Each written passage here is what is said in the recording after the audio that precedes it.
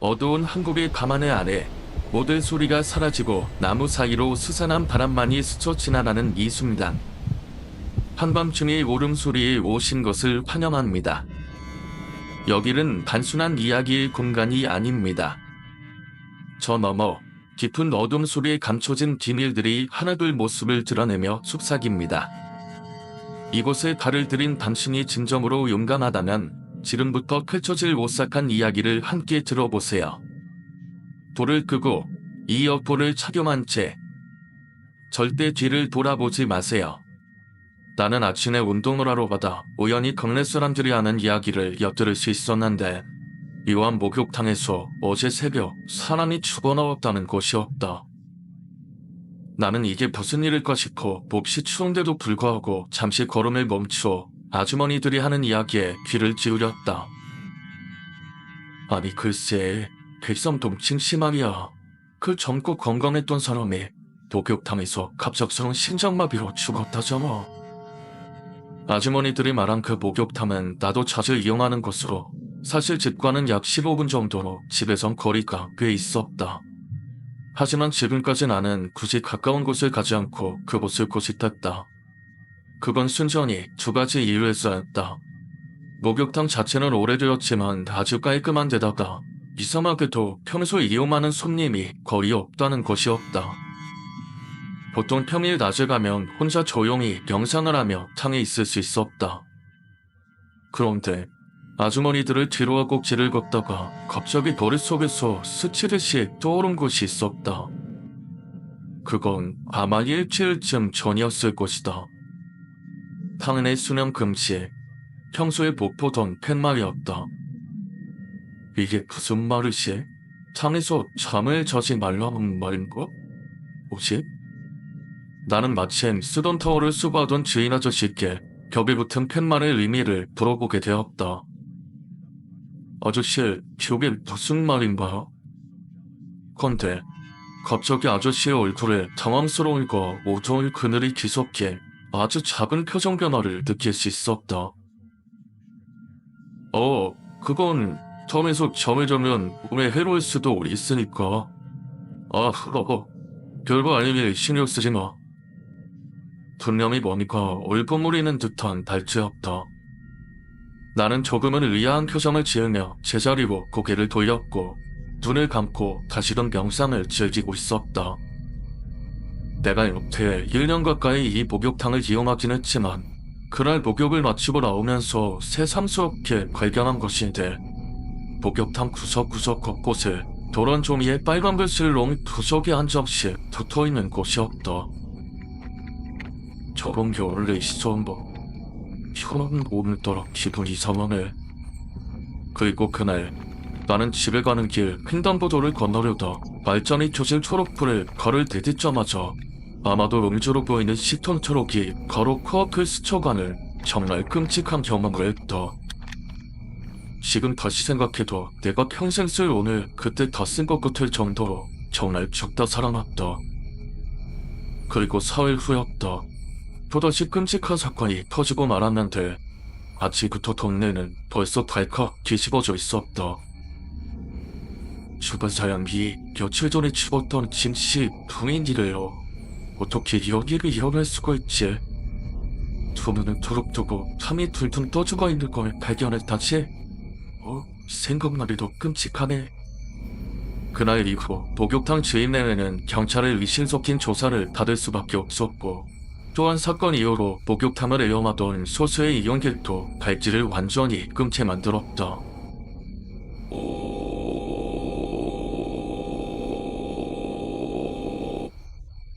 나는 평소 같았으면 그 일에 대해 깊은 생각에 잠겼을 수도 있었을 테지만 사실 그 당시에 중요한 시험을 앞두고 있는 처지라 그다지 신경 쓸 겨를이 없었다. 그렇게 그 일은 나의 기억 속에서 완전히 잊혀지게 되었고 얼마 후 무사히 시험을 끝내고 친구들과의 술자리를 마지막으로 이상한 일을 겪게 되었다. 나는 그날 기분은 좋았지만 이상하게도 컨디션이 안 좋아 술을 많이 마실 수 없었다. 모임을 마치고 집으로 향하니 새벽 2시가 다 된 시간이었다. 택시를 타고 집으로 향하고 있었는데 문득 뜨거운 탕이 생각나 땀도 좀 뺄 겸 아무 생각 없이 그 목욕탕 앞에 택시를 세웠고 말았다. 그리고 잠시 후 입구로 들어선 나는 뭔가 이상한 느낌에 사로잡혔다.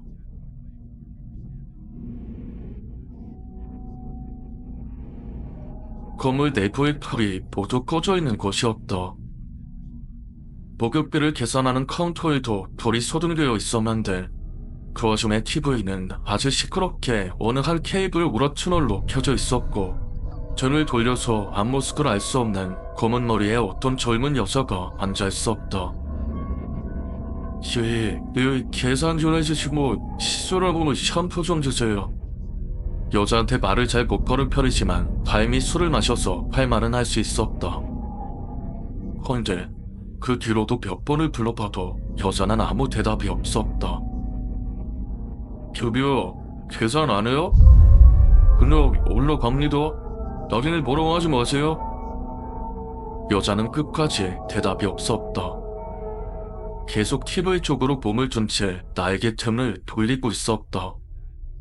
나는 어두컴컴한 계단을 터벅터벅 올라갔다.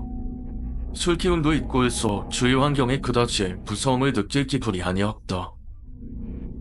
그렇게 남탕의 문을 열고 들어가 보니 처리실과 목욕탕 안쪽에는 불이 모두 켜져 있었다. 오, 다행이네. 여긴 그래도 밝네. 하지만 사람의 모습은 보이지 않았다. 순간 이 건물 내에 있는 사람을 나 혼자라는 생각이 들었다. 또 다른 악령. 카운터의 그 여자.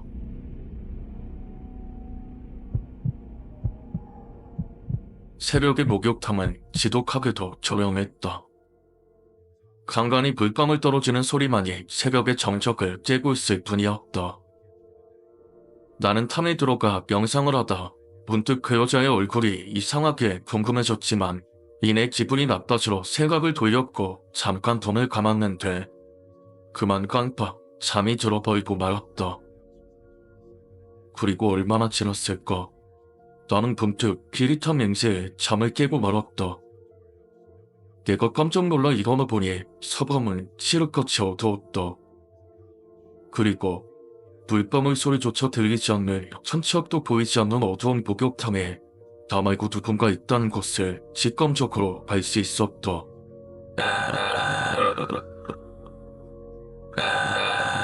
아니, 직감보단 청각적으로라고 해야 하나? 누군가 이 어둡고 조그만 청 안에서 적게 콧노래를 흥얼거리고 있었다. 나는 그때부터 진정하기 시작해 극도의 공포감에 사로잡혔건 심장이 왼쪽 늑골을 미친 듯이 두드리고 있었다. 그렇게 몇 분이 흘렀을까. 어둠에 익숙해지기 시작한 나의 시야에 뭔가 보이기 시작했걸. 잠시 후 내 입에서 천천히 낮게 걸린 신음소리가 흘러나오기 시작했다. 목욕탕 한쪽 구석에 마련된 앉아서 씻으라고 만들어진 자리가 있는 어느 한 거울이었다. 마주보고 있는 두 대의 거울 중 하나에서 전사된 사람의 검은 형체가 비춰지고 있었다. 내가 직접 볼 수 없는 구석적 자리가 그 거울을 통해 비춰지고 있는 것이었다. 줌을 돌리고 검은 머리를 질질 내려뜨린 어떤 여자가 섬뜩한 콧노래를 흥얼거리며 기침을 하고 있는 광경. 그리고 내가 자신을 보고 있다는 걸 깨달은 건지 서서히 머리가 내 쪽을 향해 돌아간다. 난 그곳을 벗어나려고 발버둥쳐 보았지만 이미 몸은 말을 듣고 있지 않았다. 그리고 그 순간 검은 머리카락 사이로 피로 물들인 빨간 눈동자와 점을 마주친 나는 정말 깔끔하게 정신을 잃고 말았다.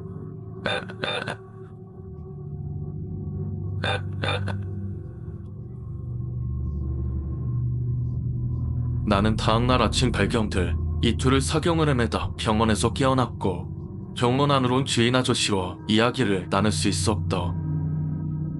그리고 주인 아저씨는 그날 영업을 하지 않았는데 내가 어떻게 들어올 수가 있었냐고 물었다. 그리고 더더욱 이해가 안 가는 부분은 수도를 차단해서 돌이 나올 수가 없는데 어떻게 탐에 뜨거운 물이 가득 들어가 있었는지 내게 그에 대한 해명을 요구했다.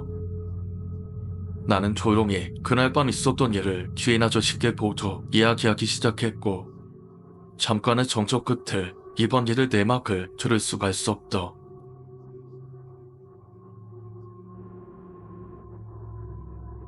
주인 부부에겐 외동이 딸이 하나 있었다고 한다.